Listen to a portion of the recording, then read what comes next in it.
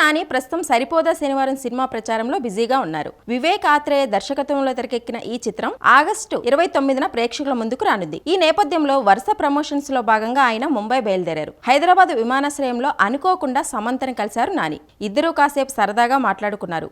సరిపోదా శనివారం గురించి శామ్ వివరాలు అడిగి తెలుసుకున్నారు. ఇప్పుడే ట్రైలర్ చూస్తానన్నారు.